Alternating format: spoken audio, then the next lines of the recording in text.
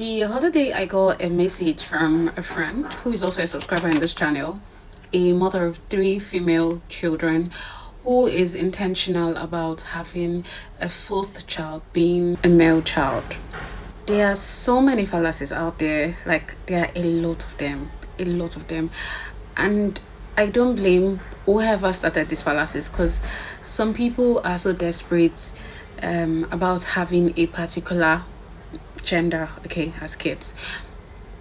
There is a fallacy that if you take alkaline food, you're going to have male children, maybe close to ovulation. There is also another fallacy that if you take fresh fruits, close to ovulation period, you're going to have male children. There is the other one that says that if you space your children in years, if there is a lengthy period between your children, you're going to have male children. So they advise mothers to rest a bit, just space your children for some years, and you're going to have the male children. Some also believe that if you don't have male children, it means that your husband's Y chromosomes, or it means that your husband is not powerful, more like he's weak, more like your husband is weak and all. Now let's run some fact checks. Okay, some couples are very peculiar about the agenda, okay, the gender of their offspring or their children, while some, anything goes, they don't care whether it's all male or whether it's all female, they're actually fine. Second fact check: men are responsible for the gender of the children. Okay, your husband is primarily responsible for the gender of your children. This is the reason why I say that. Men have what we call X and Y chromosomes, while the woman or your wife has what we call XX chromosomes. Now, your husband's Y chromosome is what makes you have a male child. Now, during conception, if X is taken from, of course, the woman has XX, right? So one X will definitely always be taken from the woman, while either X or Y will be taken from the man. Now, if the woman's X fertilized with the man's Y, then definitely you come home with a bouncing baby boy. But if the woman's X fertilizes with the man's X, you come home definitely with a beautiful, adorable baby girl. The only acceptable and proven way where you can influence your child's gender is to time the period you have sexual intercourse. Yes, you heard me right. Time when you're having sexual intercourse. Let it fall within your ovulation period or 24 hours before the peak of your ovulation. Earlier on, I've told you to plan your sexual intercourse around the ovulation period or 24 hours before the peak. This is the reason why.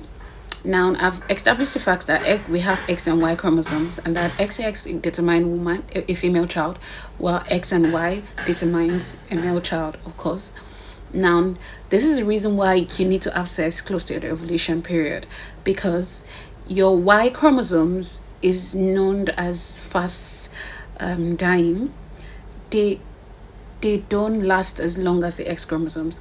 While your X chromosomes will stay for 4 to 5 days, around, your Y chromosomes are active for at least 24 hours. Okay, they're known as short acting. They are also faster too. Your Y chromosomes are faster, and they come out with a surge of energy. They have a lot of energy compared to the X chromosomes, and so they run faster towards the egg. So if they run faster, it means they will definitely die out faster, right?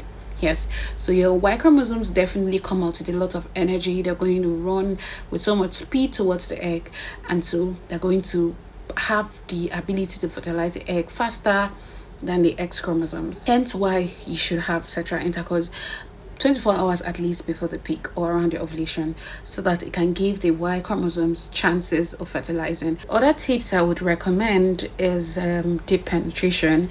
It ensures that the sperm is directly deposited close to the mouth of the cervix. I would also recommend that the woman, if possible, should orgasm. There is release of secretions during orgasm, so It ensures that there is enough lubrication around the cervix and the vagina for swift movement of the sperm. So to be able to know when is your ovulation, I have said it before in other of my videos, monitor your vaginal secretion, get an ovulation testing kit, and calculate your safe period and ovulation period by calculating your menstrual cycle. Okay, I've said it in so many of my videos. And if you are a woman who's watching this video and you want to get pregnant, I will repeat again, it's not too early to start taking your folic acid and your vitamins. You can add evening primrose to it. It's a supplement. It's very recommendable. All right, thank you so much for watching, and see you in my next video.